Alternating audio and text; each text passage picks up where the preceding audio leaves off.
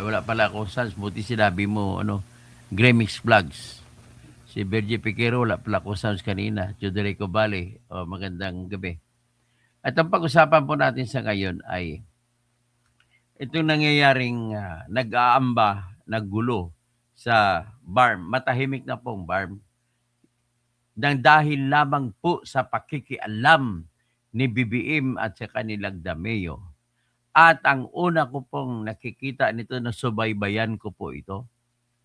Nagsimula po ito ang gulo nung naghati sa dalawang lalawigan, ang lalawigan na Maguindanao. At ito ay nagiging Maguindanao del Sur at Maguindanao del Norte. Ang gobernador noon ng Maguindanao ay nakatira sa Maguindanao del Norte. Siya ang itinalaga na gobernador ng Maguindanao del Norte.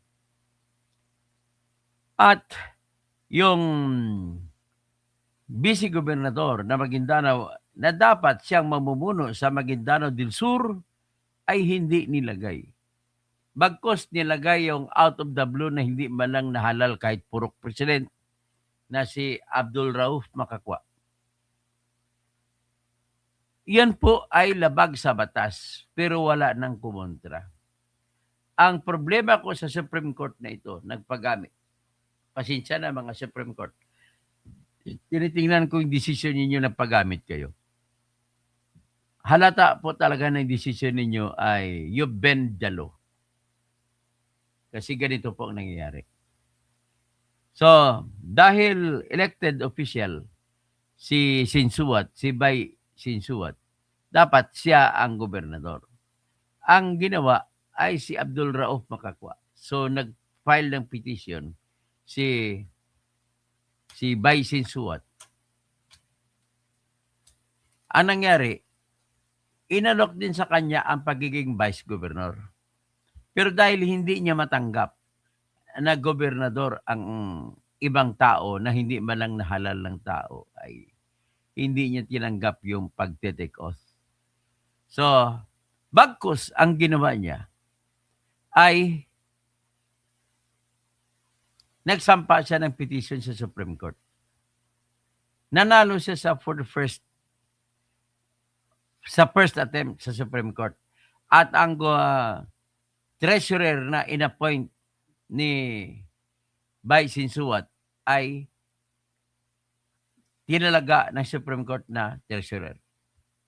Pero ang problema, nung siya na ngayon ang pag-usapan ay sanabi ng Supreme Court, inabandona daw niya yung pwesto. Kaya ang problema lang, ang decision ay sa kanya lang. Walang question. Ang pagkaintindi ko sa kanyang petition, tinatanong ng Dungong, siya itatalaga na gobernador o hindi. Dahil elected naman siya na vice governor. So dapat siya ang maging gobernador.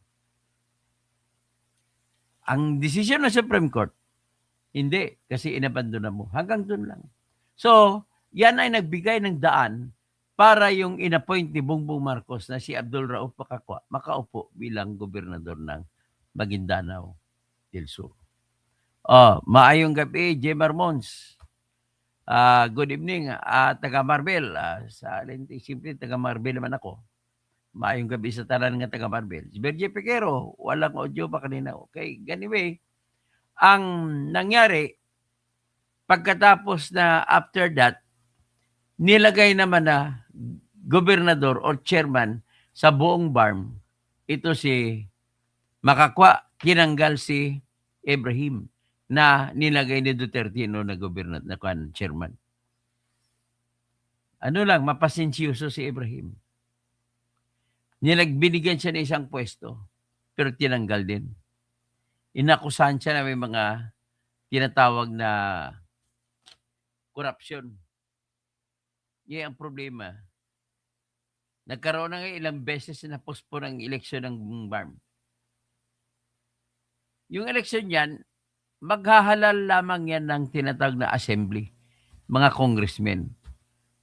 Pagkatapos kung sino mananalo, ay sila magmamimili kung sino ang chairman. Hindi ko, yan ang hindi ko, nais ko lang i-checking ko sa batas.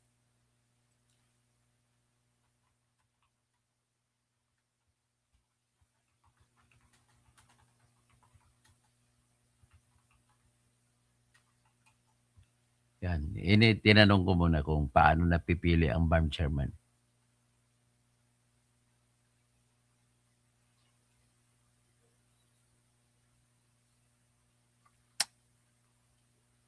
So anyway, nung pinalit na si siyempre nagtitimpi lang ito si Ibrahim. So ito ang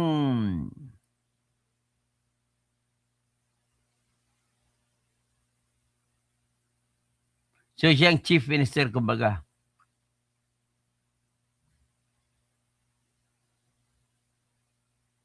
So sa ngayon interim, no?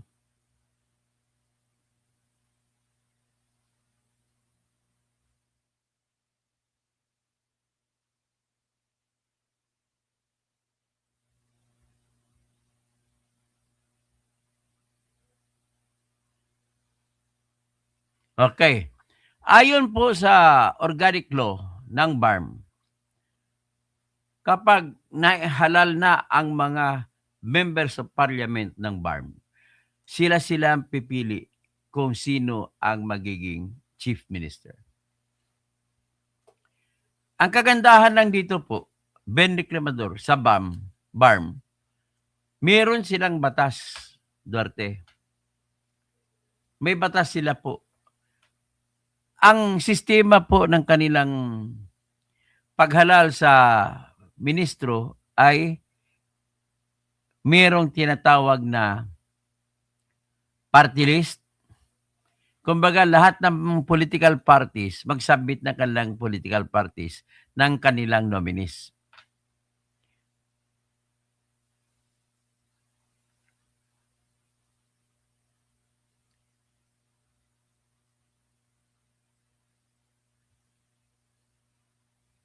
So titingnan natin how are members of parliament elected.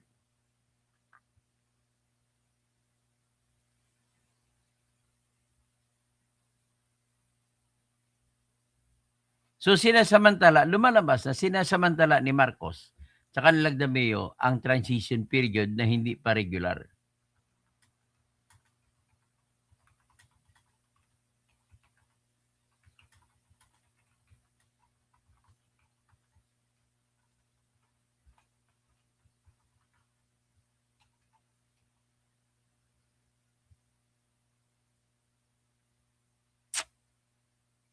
So habang wala pang eleksyon, inappointed ng lahat. So sinamantala nila ni Lagdamio. Ang narinig ko po ito kwento at Joderico Valley. Ang narinig kong kwento dito ay billion-billion ang transaction, ang agreement nila ni Makakwa at saka ni Lagdamio na kukunin ang billion. Papunta naman kay BBM yun. Grabe ka magnanakaw talaga ni BBM na to. Pati pera ng BARM kukunin pa. Okay, bago ipagpatuloy, patugtog ko muna yung tugtog ni Inday Sara.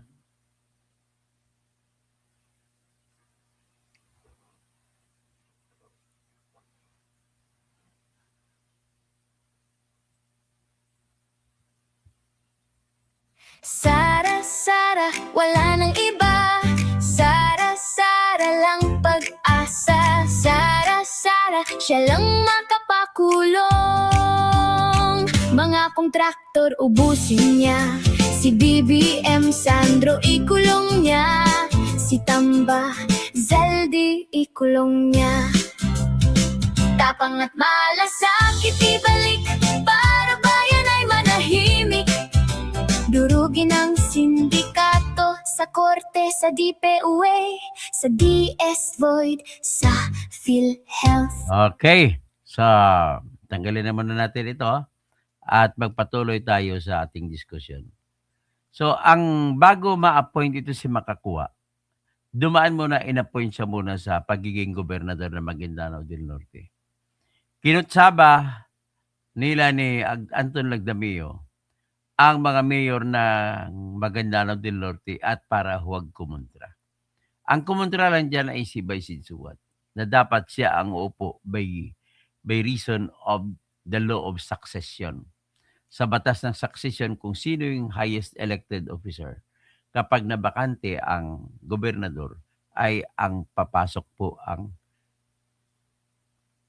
next highest elected official na dapat si Bai Sinsuwat.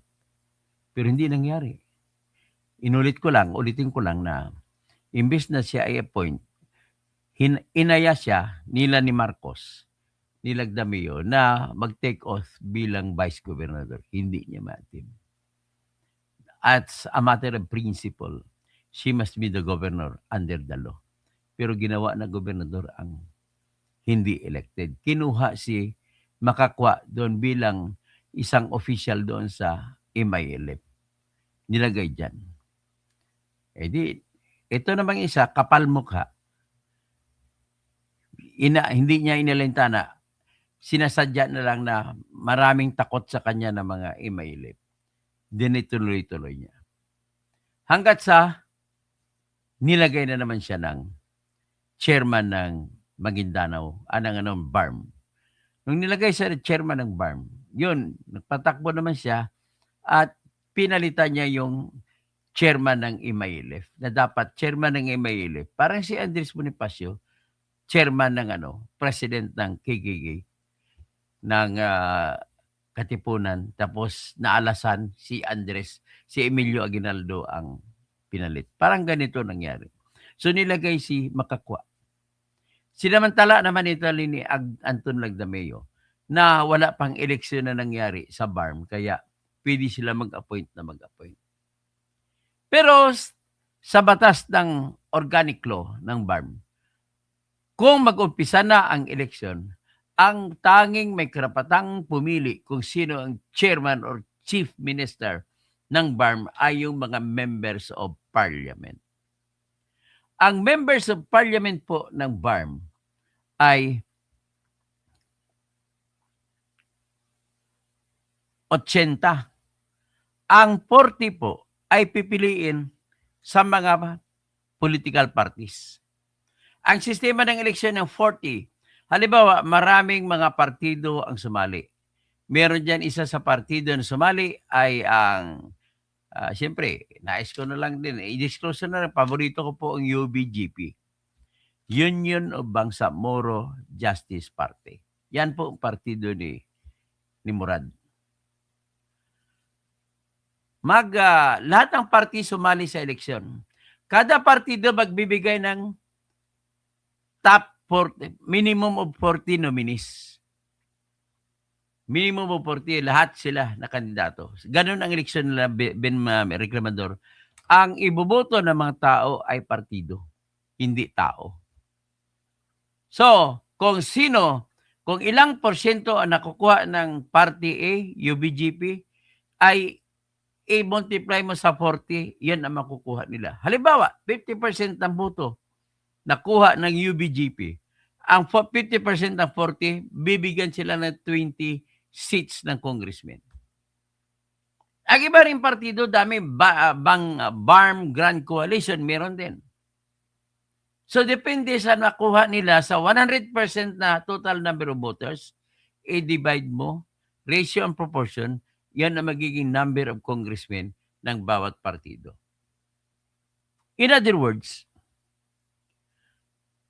almost sure ka na lahat ng mga partido na sumali na pinayagan ng COMELEC ay halos magkaroon kahit minimum of 1 congressman.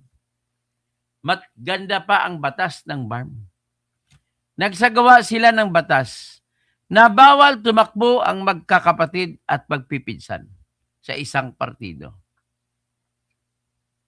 In other words, sila ang unang nag-effect ng tinatawag na political dynasty. Alam mo naman yung mga Maguindanao, Maranao, at mga Tausug, mga dynastic families po sila. So, hindi ko lang maintindihan kung paano na pinaghati-hati. So, ngayon, natanggal ang Hulo kasi nga kumontra yung gobernador ng Hulo. So, hindi siya nasama, ang nakasama lang Tawi-Tawi, Basilan, tapos Lanao del Norte, Lanao del Sur, Maguindanao del Sur, Maguindanao del Norte, ilang bayan sa Cotabato Province na kasama dyan. Pero ang inantay sana kung magkaroon ng election for the first time ngayong September. I'm just hoping nagiging high pitch na ngayon ang emotion ng tao. Nagdidemand po ang tao na ilagay si Ibrahim bilang chairman kay BBM. Ngayon, pag mahalal ng 40 allotted parties para sa mga political parties, ay magkaroon ng district representatives. So 32 ang district representatives.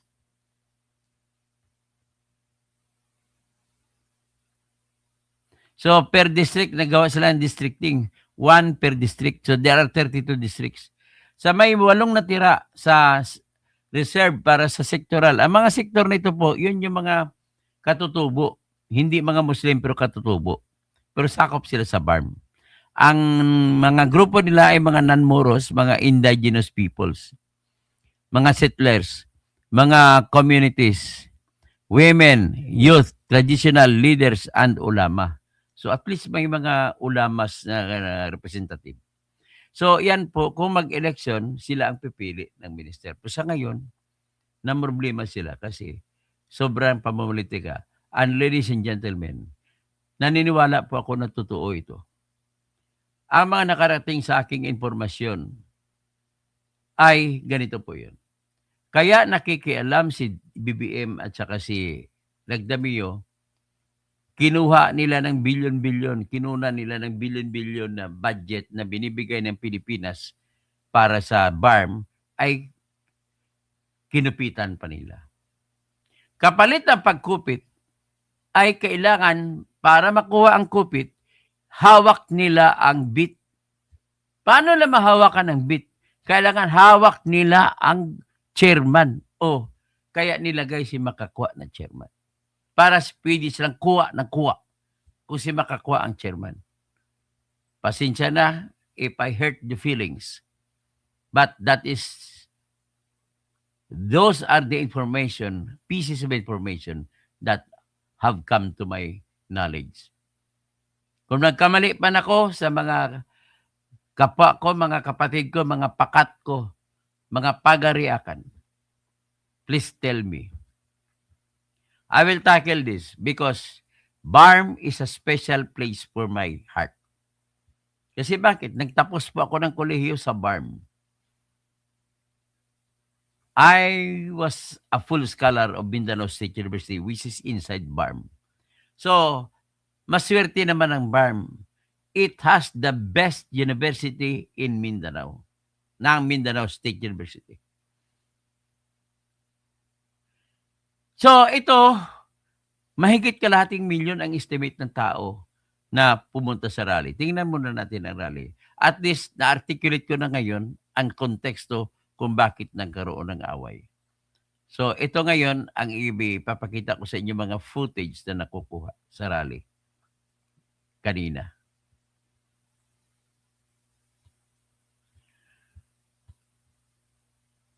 So, ganun po karami ang dumalo.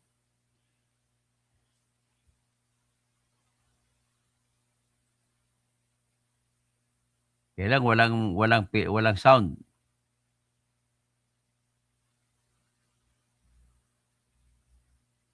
So, yan po ang rally kanina.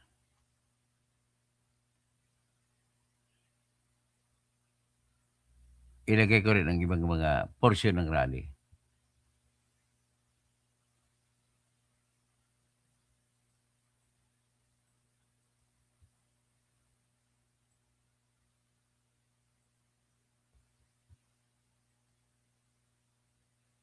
Yan po.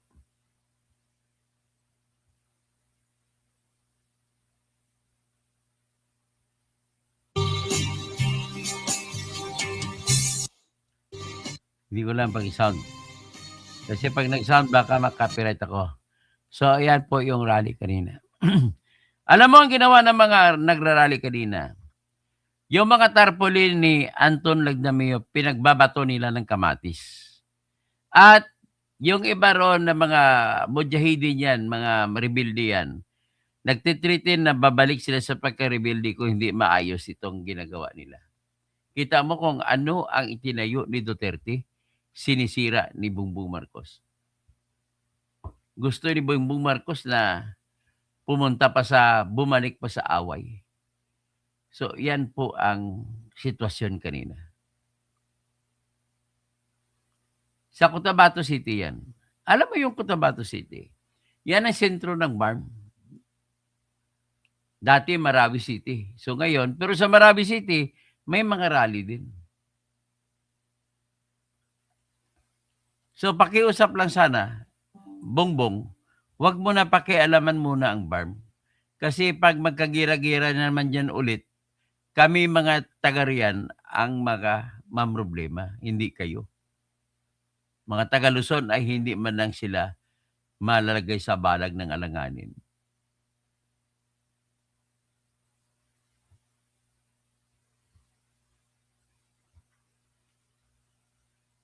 So, ipakita ko muna ngayon ng iba na video. So, yan pong ibang video kanina. Ay, hindi na lang, wala na lang music. May mga BARM, mga member pa na nakakuha ng mga disabled PWD. Ayan, punong-puno yan sila kanina. Hindi ko lang nilagyan ng music ng sounds.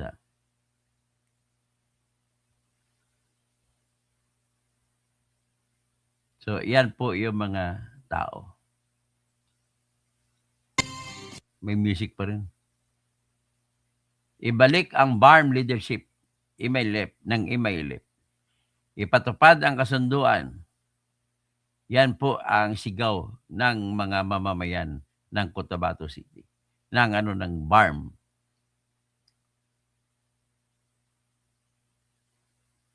So, at least sa isang banda, nakakatuwa naman. Dahil alam na nila mag-rally. Dati, gera, baril ang hinahawakan. So, ngayon, rally na. At least, maganda na rin. Naimbang Rabi Romel. So, ngayon, yan pakiusap ko sana. Ibalik si Ibrahim bilang Imaylep bago magkaroon ng eleksyon. Pagka-eleksyon, hayaan mo na ang mga members of parliament maghalal kung sino gusto nila gawing chief minister.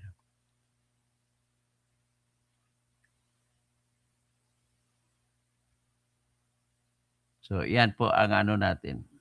So, with that,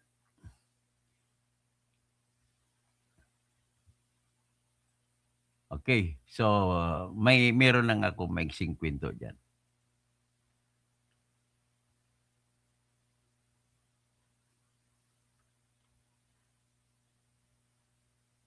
So, ito ikwento ko lang kung paano nangyari dyan.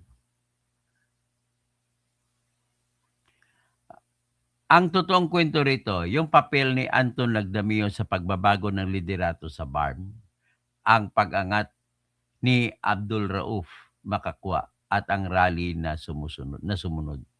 Ito ay base sa mga opisyal na ulat, pahayag ng gobyerno at balita mula sa mga mapagkakatiwalaang source tulad ng Philippine News Agency, Inquirer, Rappler at opisyal na pahayag ng Bangsamoro Autonomous Region for Muslim Mindanao. Hindi ito katang-isip lang o propaganda. Ito ay kronolohika na pagkadugtong. Okay, 2023, si Makakwa bilang OIC Gobernador ng Maguindanao del Norte. Noong Abril 5, 2023, hinirang ni Pangulong Marcos si Abdul Rauf Sami Gambar Makakwa, dating Senior Minister ng Bangsamoro Transition Authority at Chief of Staff ng BIAF at Imaylep bilang Officer in Charge, OIC Gobernador ng bagong likhang Maguindanao del Norte. Ang BARM government sa ilalim pa noon ni Chief Minister Murad Ibrahim ay nindorso ang iba, Mayor Ibrahim Ibay ng Parang, pero ang national government ang pumili kay Makakwa. Si Anton Lagdamio Jr. bilang Special Assistant to the President para sa Mindanao ay bahagi ng koordinasyon at suporta ng Malacanang sa mga usapin sa rehiyon. Hindi siya diniklara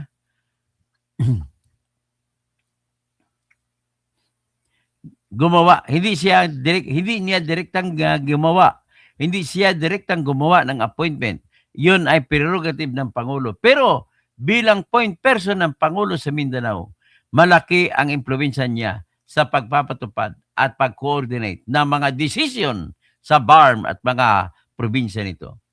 Si Makakwa ay nagsilbi bilang OIC Governor hanggang Marso 2025 na itinuring ng kanyang mga taga-suporta bilang simula ng pag-unlad ng probinsya, mga infrastruktura at iba pa. Marso 2025, si Makakwa bilang interim chief minister ng BARM. Noong Marso 9, 2025, muling hinirang ni Pangulong Marcos si Makakwa, ngayon bilang interim chief minister ng BARM. Pumalit kay Alhaj Murad Ibrahim, MILF chairman na nagsisilbi mula noong 2019. Si Anton Lagdamio ang inatasang tumulong sa maayos at mapayapang paglipat ng kapangyarihan sa bagong interim government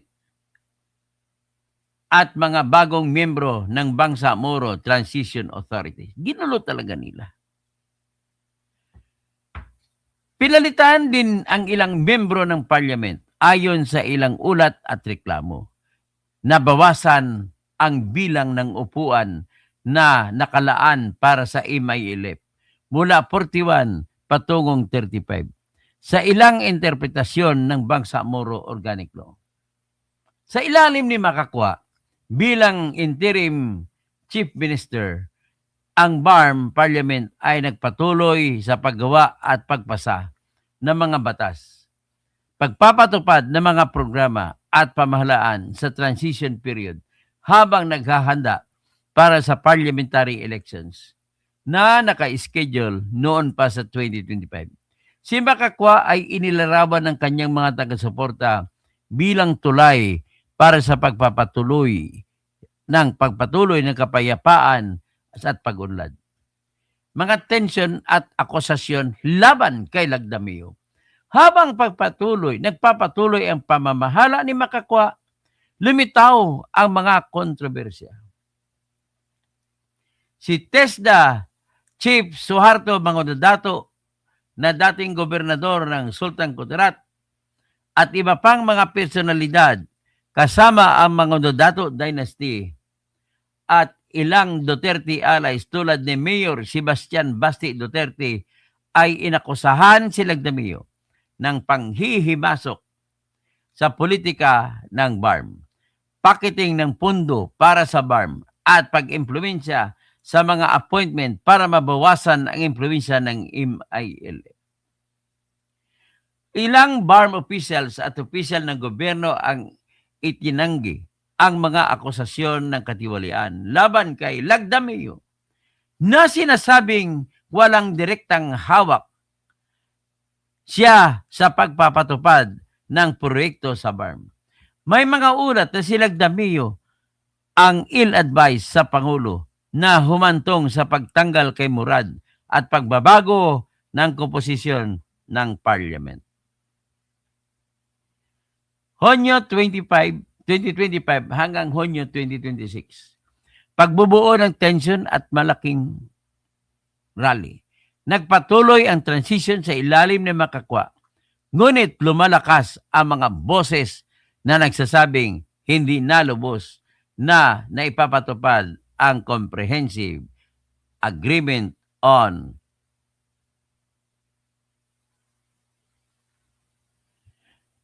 the Bangsamoro, CAB, kumbaga.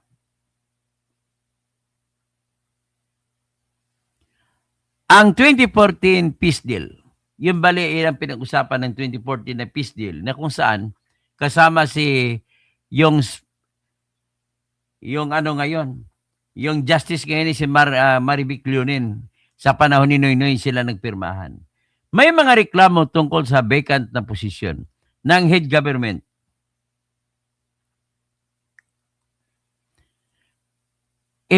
Head Government's Peace Implementing Panel at ang pagbabago ng liderato ay nakikita ng ilang grupo kilalang unilateral action ng national government. Noong Hunyo 25, 2026, isang araw bago ang kasalukuyang petsa, nagtipon ang Recover Barm Now Coalition kasama ang MILF supporters, United Bangsamoro Justice Party, civil society, religious at traditional leaders, kababaihan at kabataan sa harap ng Bangsamoro Government Center sa Cotabato City para sa isang malaking peace rally. Ini-estimate na hanggang 100,000 sabi ng pulis. Ang claim naman ng organizer hanggang 400,000 o higit pa ang dumalo sa rally. Mga pangunahing hiling sa rally, buong pagpapatupad ng Comprehensive Agreement on BARM, pagbabalik ni Murad Ibrahim bilang Chief Minister, pagbibitiw ni Anton Lagdamio bilang Special Advisor to the President dahil sa di umano'y panghihimasok niya na humantong sa pagtanggal kay Murad at pagbabago sa Parliament, pagtalaga ng bagong head para sa Peace Implementing Panel. Sa rally, may mga naghagis ng itlog at kamatis sa tarpaulin ni Lagdamio habang sumisigaw ng Lagdamio, resign! Ito ang direktang reaksyon sa mga pangyayaring nagsisimula noong ginawa si Makakwa na gobernador ng probinsya. Pagkatapos ay interim chief minister ng BARM at ang mga batas, transition na nangyayari sa ilalim niya, si Chief Minister Abdul Rauf Makakwa mismo ang nagsabi na tinatanggap niya ang rally bilang healthy sign of democracy. Basta mapayapa ito. Mayroon ding mas maliit na rally noon pang Hunyo 15 na taga-suporta ni Makakwa na tinatayang 70,000. Bukod sa pagkadugtong, ang lahat ay nagsisimula sa impluwensya at koordinasyon ni Anton Lagdamio bilang Special Advisor to the President for Mindanao Affairs. Mula sa appointment ni Makakwa bilang OIC Governor ng Maguindanao del Norte hanggang sa paglipat niya bilang Interim Chief Minister ng BARM 2026 at ang pagbabago sa composition ng Parliament. Sa ilalim ni Makakwa, nagpatuloy ang paggawa ng mga batas at pagmamahala. Ngunit ito ay nakita ng mga taga-suporta ng original na MILF leadership bilang pagbabago na nagbabawas sa kanilang mga impluensya. Ang akumulasyon ng mga isyong ito o pagdadami ng mga isyong ito, kagaya ng middling claims, CAB implementation o di kaya Comprehensive Agreement on Bangsamoro implementation at leadership change ang humahantong sa malalaking rally noong Hunyo 2026 sa Cotabato. Isang malinaw na pagpakita ng hindi pagkakasundo sa pagitan ng mga grupo tungkol sa direksyon ng BARM transition. Ito ang totoo na nangyayari batay sa available. Okay? Yan naman po ang ating pag-usapan sa ngayong ito. So nakikita na ninyo ang ginawa ni Bongbong Marcos. Grabe. Ang totoo niyan, kagaya kay Romualdez, pinapaharap niya sa flood control. Ito naman si Anton Lagdamio, ang pinapaharap niya dyan para, ang totoo dyan, ang pera ng BARM ang kinukuha nila. Kinukupitan nila po. So I stand to that. So magandang gabi po sa inyong lahat. Si Cesa, Ben, pabalik tayo sa taas.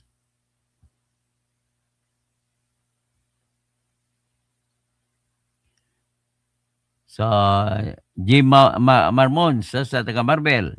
Jose Gonzales, gulo po ba kaya ang gusto asawa ni PBM Kuya? Asawa ni BBM Lisa Marcos, yan sila ni Anton ang gumawa niyan eh. Feeling ko po kasi si Lisa na asawa ni PBM ang nanggulo sa inang bayan natin. Virgie Picaro, si Palaka ang president. Si Ben Reclamador, Daibot. Jose Gonzales, Kuya, pakiaral po. Teodorico, Bali Jr. Na-miss niya daw, pinatugtog ko na kanina. Mr. Romualdez, yo, katoto. Mr. Romualdez Tambi, Ben Dalo, yo. Catalino Echagi Jr. Bakit wala kang buhok? Ay, hindi naman binabanggit ang kwan. Mga buhok. Naging nangyari doon kay Catalino Echagi Jr. Ikaw ay troll ang nangyari sa iyo eh. Bakit buhok ko pinapansin mo? Hindi mo nga nang makikita eh. Ben Reclamador, hindi maganda yung political party ang hindi, yan nga mas maganda. Palitan ng sistema ng gobyerno, congressman natin, partido na lang ibuboto. Kasi Ben Reclamador, if you know, sa Europe, lahat ng parliament doon, binuboto ang political party. Yung walang kandidato na binuboto, kundi political party. Hindi tao-tao, kundi partido. Kaya, sa Great Britain, ang alam ko, ay mayroong tinatag na para sa House of Commons, member ng Parliament ng House of Commons at saka member ng Parliament ng House of Lords. Ang House of Lords parang yan ang senador, upper house. Yung mga lord, yung mga nobles, ang mga pamilya, ang mga nagiging member. Sa House of Commons, yun yung mga tao. May tinatag niya Labour Party, Conservative Party. So, mine, Ben Reclamador, Mr. Tambi. Romualdez Tambi, katoto, basta ikaw. Mary Jane Andrade, Ohio gozaimasu, idol like Dan po. Mr. Romualdez Tambi, 24 pa kasi inireklamo yan sila Dameo, dyan agad, hindi agad inaksyonan. Paano kasi, kolektor ni bagman ni BBM sila Dameo sa BARM, kinukuha lang nila ang pera ng BARM. Kushi, Kusbing Liwag, Virgie Picaro, tama na magprotest ang mga lusob ko sa tiyan. Dati akong taga Cotabato City, tapon si Bangag, PBBM. At taga Birds Fresco, taga Cotabato City ka pala dati. Edwin Abon, diyan kayo magaling na hindi po yung DDS. Mga Muslim yan, DDS mo. Bagay, mga Duterte supporters sa mga Muslim. Mr. Romualdez Tambi, Berg, wag mo nang ilagay sa iyong kamay ang batas. Edwin Abon, karma abutin mo. Isa lang solusyon talaga, tanggalin si BBM eh. Alam ko, naniniwala sa akin ng mga tao dyan sa BARM, lalo na mga grupo ng UBGP. Mag-ingat ang mga mababatas kapag maulit ang gera, mahirap maawat lantaran ng mga mangyari. Merly Sumbing, Mayapibingi Tirador, Mayapibingi mga kabalen, Sisa Tambi, tapos si Merly Sumbing, Doktor, may message po ako. Okay, titingnan ko. Pakibasa lang po, ingat po kayo. Messenger, Sisa, the Roadrunner, Jose Gonzales, Kuya, hinuli na po ba si Marcoleta? Ay, hindi naman, wala akong balita ko na huli. Tapos, who is perfect? Okay lang, kalbo, basta may laman ang ulo. Nasa puro buhok. Nakatago lang po ang buhok ko. Ganun lang po. Miguel Arellano, Sir, pwede ba tiradorin mo rin si Brother Eddie? Kasi tahimik siya na nakawan sa Congress. Sabi ni Lebeste, 300,000 sweldo plus 3 million. Grabe. Bibirahin natin sa sunod yan. Si Joey Hernandez, watching from Chicago, Illinois, USA. Maraming salamat po at magandang gabi po.